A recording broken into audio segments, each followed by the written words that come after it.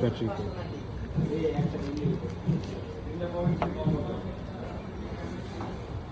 এটা হচ্ছে মাইকি একটাই থাকে?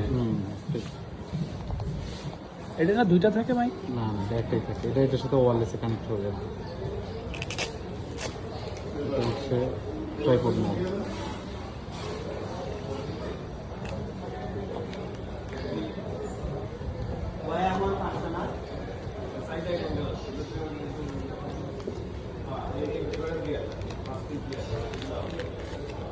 ট্রাইপড